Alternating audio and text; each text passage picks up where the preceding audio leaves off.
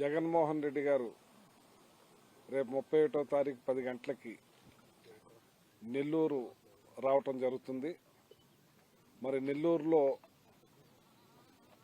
అక్రమ కేసులు బనాయించి దుర్మార్గంగా కేసు మీద కేసు, పీటీ వారెంట్లు, రకరకాలుగా ఇబ్బంది పెట్టే కార్యక్రమం గోవర్ధన్ రెడ్డి గారిని చేస్తా ఉన్నారు.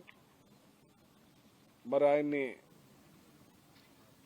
జైల్లో ఉంచి బెయిల్ వస్తామంటే మళ్ళీ ఇంకో వారెంట్ వేసి ఇబ్బంది పెడతా ఉన్న టైంలో, అలాగే నల్లపరెడ్డి ప్రసన్న కుమార్ రెడ్డి గారి ఇంటి మీద దౌర్జన్యకాండ గతంలో చెప్పినట్టుగానే ఈ రాష్ట్రంలో ఎప్పుడూ జరగని ఎన్నో పార్టీలు వచ్చినాయి, ఎన్నో ప్రతిపక్షాల్లో ఉన్నాయి.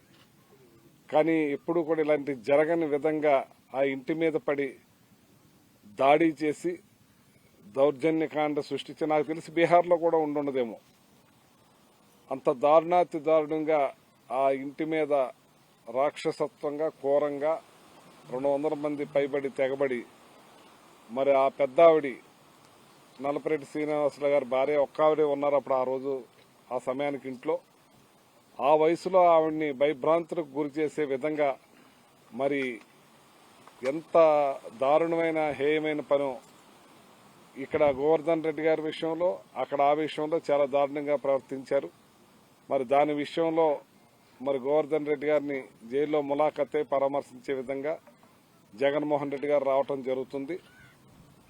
దీనికి ఎన్ని ఆంక్షలు పెడుతున్నారో, ఎన్ని రకాల అడ్డంకులు సృష్టిస్తున్నారో, గతంలోనే రావాల్సిన జగన్మోహన్ రెడ్డి గారిని హెలీప్యాడ్ ప్లేస్ ఇవ్వకుండా రకరకాల ఇబ్బందులకు గురి చేసి, మరి ఈరోజు కూడా పరిపాలన మీద శ్రద్ధ వదిలేసి పరిపాలన చేయటం మానేసి జగన్మోహన్ రెడ్డి గారిని మీరు చేసే దుర్మార్గాల్ని, మీరు చేసే అన్యాయాల్ని పరామర్శించడానికి రాకుండా కూడా మీరు అడ్డంకులు కల్పిస్తున్నారంటే ఇది దుర్మార్గమైనది. జగన్మోహన్ రెడ్డి గారు రావాల్సిన పనేంటి? మీరు పరిపాలన సవ్యంగా చేసి, మీకు ఈవీఎంల ద్వారానో సంథింగ్ దేని ద్వారా మీరు గెలిచారు, ప్రజల మీద దృష్టి పెట్టి ప్రజా పరిపాలన మానేసి కక్షలు, ఆ రెడ్ బుక్ సిద్ధాంతాలు అని చెప్పి మీరు ఇలాంటి దుర్మార్గమైన పనులు చేస్తా ఉంటే దాన్ని పలకరించడానికి వచ్చే నాయకుడిని కూడా మీరు ఎప్పుడన్నా ఈ రాష్ట్రంలో ప్రతిపక్ష నాయకుడు హుందాగా వచ్చారు, హుందాగా వెళ్లేవారు. కానీ ఈ రకంగా ఎక్కడా కూడా ఇబ్బందులు పెట్టే కార్యక్రమం జరగలేదు. గతంలో చంద్రబాబు నాయుడు కూడా ఎన్నిసార్లు ప్రతిపక్షంలో ఉన్నారు, మీరు ఎన్ని చోట్లకి వెళ్లారు, మీరు ఇదే రకంగా మేము ప్రవర్తిస్తే మీరు తిరిగేవారా, వచ్చేవారా? మీ అబ్బాయి తిరిగేవాడా లోకేష్? ఇటువంటి దుర్మార్గమైన అన్ని నేర్పుతా ఉన్నారు మీరు. అందుకే జగన్మోహన్ రెడ్డి గారు ఈ రోజున తెలియజేశారు కూడా, ఈ రాష్ట్రంలో ఒక యాప్ని తీసుకొచ్చి ఆ యాప్ ద్వారా ఎవరికైతే కార్యకర్తలకి, నాయకులకి అన్యాయం జరుగుతుందో ఆ యాప్ని ఓపెన్ చేసి వాళ్ళ జరిగిన బాధని, జరిగిన ఇబ్బందుల్ని, ఏదైతే వాళ్ళు ఇబ్బందులు పెట్టారో అన్నీ కూడా ఆ యాప్ ద్వారా తెలియజేసి ఏదన్నా సాక్ష్యాలను కూడా అప్లోడ్ చేసే విధంగా ఒక డిజిటల్ లైబ్రరీని కూడా ఏర్పాటు చేయడం జరిగింది. దాని ద్వారా రేపు మేము అధికారంలోకి వచ్చిన తర్వాత ఏ అధికారులైతే ఇబ్బందులు పాలు చేశారో, ఏ అధికారులైతే ఇబ్బందులు పెట్టారో అవన్నీ కూడా డిజిటల్లో ఓపెన్ చేసి మరి జగన్మోహన్ రెడ్డి గారు చట్టరీత్యా చర్యలు తీసుకుంటామని చెప్పి సందర్భంగా తెలియజేస్తూ, మరి ఇవాళ ఈ నెల్లూరులో రోజుకో రకంగా, గంటకో రకంగా మార్పులు చేర్పులు చేస్తున్నారంటే అసలు ఏముంది మీ ఉద్దేశం? ప్రతిపక్షాలు లేకుండా, ఎవరూ లేకుండా మీరే రాచరికంలాగా రాజ్యాలను నడుపుదాం అనుకుంటున్నారా ఏంటి? మీరు ఎక్కడా లేని విధంగా ఇది దుర్మార్గంగా హేయమైంది. ఇప్పుడైనా సరే పరిపాలన మీద దృష్టి పెట్టండి. మీ పరిపాలన వదిలేసేసి మీరు దాచుకో, దోచుకో, పంచుకో అన్నట్టుగా యాక్ట్ చేస్తా ఉన్నారు. ఈ పద్ధతులు మాని ప్రజలకి మీరు ఏదైతే వాగ్దానాలు చేశారో, ప్రజలకి ఏ సూపర్ సిక్స్లు అయితే చెప్పారో, జగన్మోహన్ రెడ్డి గారు చేసి మీ సూపర్ సిక్స్ అన్ని కూడా అమలు చేస్తామని అధికారంలోకి వచ్చారో వాటిని మానేసి ఈ ఈ ఆంక్షలకు మీరు విలువలనిచ్చి ఆంక్షల్ని నెరవేర్చాలని చెప్పి కసితో డిపార్ట్మెంట్ పోలీస్ వ్యవస్థని అంతటినీ కూడా ఇంత దారుణంగా వాడుకుంటాం గతంలో ఎన్నడూ చూడలేదని చెప్పి తెలియజేస్తూ ఇవాళ ప్రజాభిమానం జగన్మోహన్ రెడ్డి గారికి ఉంది. ప్రజలు గుండెల్లో జగన్మోహన్ రెడ్డి గారు ఉన్నారు. జగన్మోహన్ రెడ్డి గారిని చూడాలి అని వచ్చేవాళ్ళు ఉంటారు. మరి మీరు ఎక్కడికి వెళ్తే అక్కడ ఏం జరుగుతుందో చూస్తా ఉన్నాం.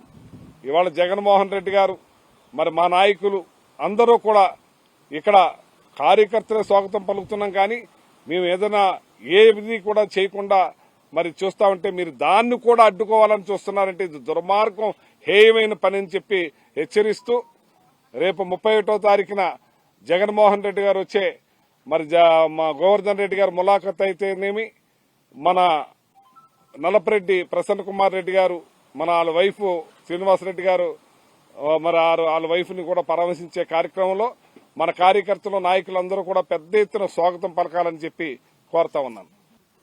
నెల్లూరు జిల్లాలో ఎప్పుడూ లేని సంస్కృతి అంటే ఒక ఎమ్మెల్యేగా పనిచేసినటువంటి వ్యక్తిని, ఒక మంత్రిగా పనిచేసి అలానే జిల్లా పరిషత్ చైర్మన్గా పనిచేసినటువంటి ఒక వ్యక్తిని కాకాని గోవర్ధన్ రెడ్డి గారిని అక్రమంగా సంబంధం లేనటువంటి ఒక కేసులో అరెస్ట్ చేయడం ఈ జిల్లా ప్రజలే కాదు రాష్ట్ర ప్రజలందరూ కూడా దాని గురించి దిగ్భ్రాంతి చెందినటువంటి అంశం.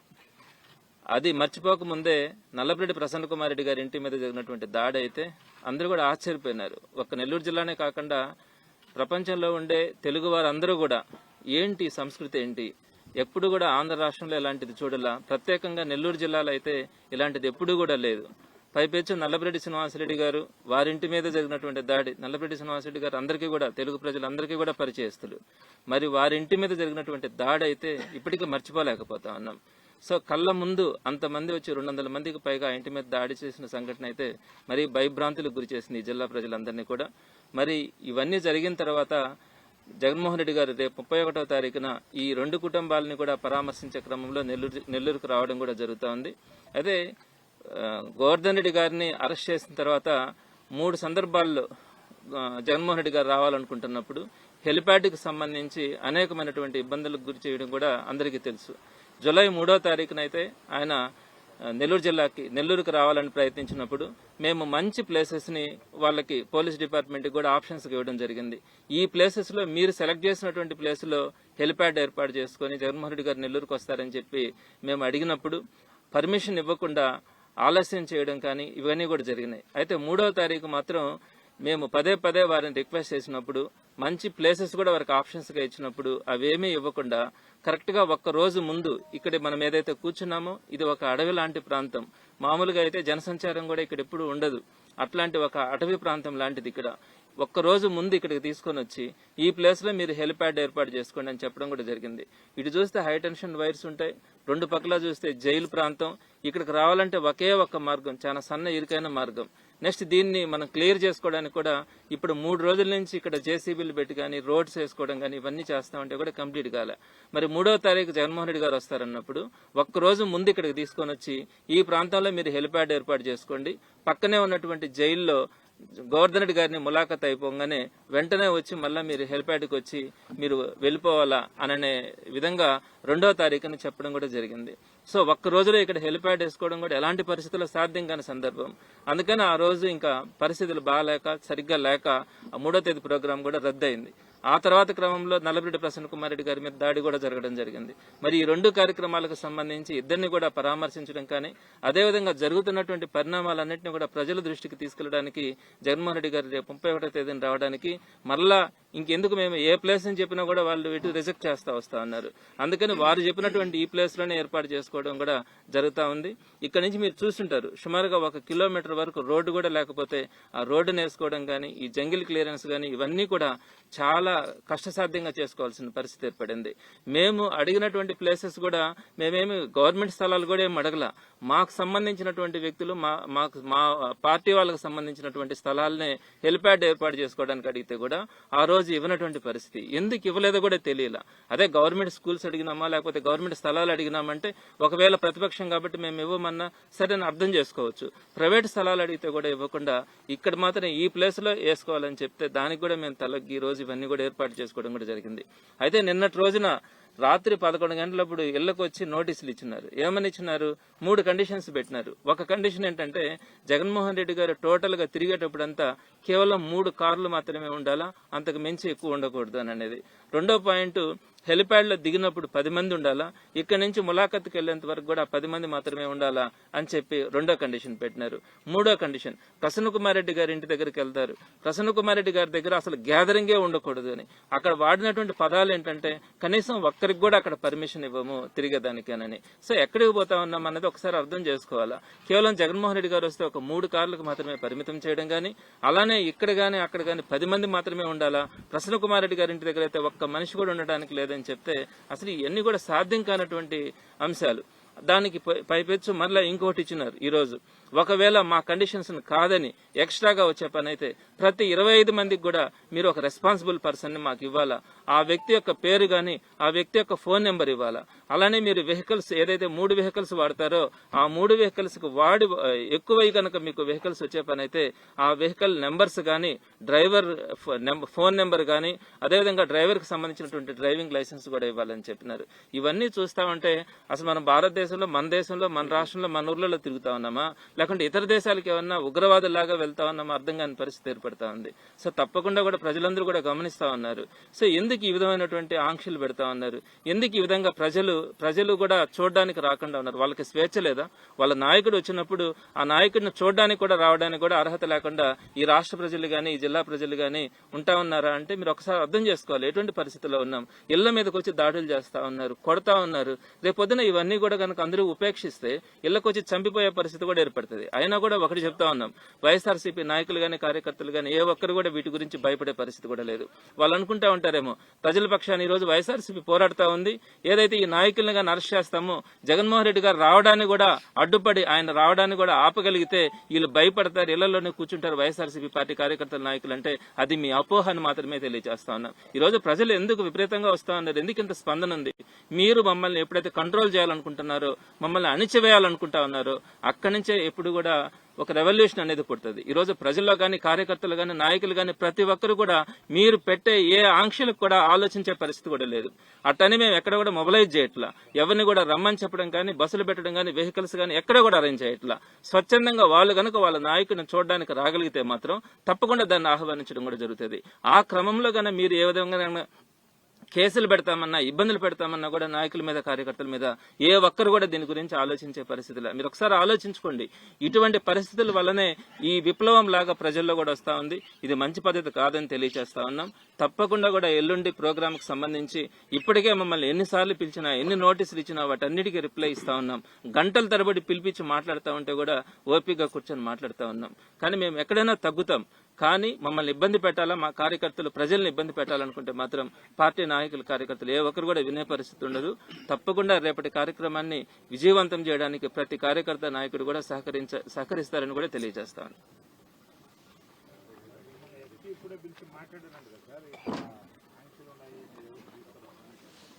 అవును, ఇందాక దాకా 4 గంటల దాకా అందరు అధికారులందరూ కూడా పిలిచి మాట్లాడడం కూడా జరిగింది. తప్పకుండా మా వైపు నుంచి అయితే వాళ్ళు ఎంతసేపు ఏంటంటే మీరు ఎంతమంది వస్తారు, వాళ్ళ పేర్లు చెప్పండి, వాళ్ళ లిస్ట్ ఇవ్వండి, ఎన్ని కార్లు వస్తాయి ఆ లిస్ట్ ఇవ్వండి. ఈ తలబిడి ప్రసన్న కుమార్ రెడ్డి గారి ఇంటి దగ్గరికి ఆ ఏరియాకి రావాలంటే కూడా ఆ వ్యక్తుల పేర్లు ఇవ్వమంటారు. ఎవరి పేర్లు అని ఇస్తాం? వాళ్ళ పేర్లు వాళ్ళ ఫోన్ నెంబర్లు అడిగితే సాధ్యమవుతాయా? కాబట్టి ఇవన్నీ కూడా మాకు సంబంధం లేనటువంటి ఇష్యూ. మేము ఎంతవరకు అంటే కార్యకర్తల నాయకులకి జగన్మోహన్ రెడ్డి గారు వస్తున్నారు అనేది మాత్రమే చెప్పగలుగుతా ఉన్నాం. నాయకుడు వస్తా ఉన్నప్పుడు చెప్పాల్సిన బాధ్యత మా మీద ఉంది. అంతేగాని ఎక్కడ కూడా ట్రాన్స్పోర్టేషన్ గానీ ఏ విధమైనటువంటిది కూడా ఎవరు కూడా ఏర్పాటు చేయట్లేదు. సో అలాంటప్పుడు ఎంతమంది వస్తారనేది చెప్పే పరిస్థితి కూడా ఉండదు. సో దాని మీద వాళ్ళు ఎంతసేపు ఏంటంటే ఏ పాయింట్లు ఎంతమంది వస్తారు, ఎక్కడ ఎంతమంది వస్తారు, పేర్లు కూడా కొన్ని దగ్గరలో అయితే పేర్లు కూడా ఇవ్వాలా అని చెప్పిన పరిస్థితి అయితే ఉండింది. సో ఎంతసేపు వాళ్ళు అడిగినా కూడా మా నుంచి వచ్చిన సమాధానం ఒకటే, ఎంతమంది వస్తారో మాకు తెలియదు, ఎవరు వస్తారో తెలియదు, వాళ్ళ పేర్లు ఫోన్ నెంబర్లు అడిగితే మా వల్ల కాదు అని చెప్పడం జరిగింది. అది కేసులు పెడతామని చెప్పి రాయించారు, బాధ్యత వహించాలని ఇంకా ఉంటాయి వాళ్ళ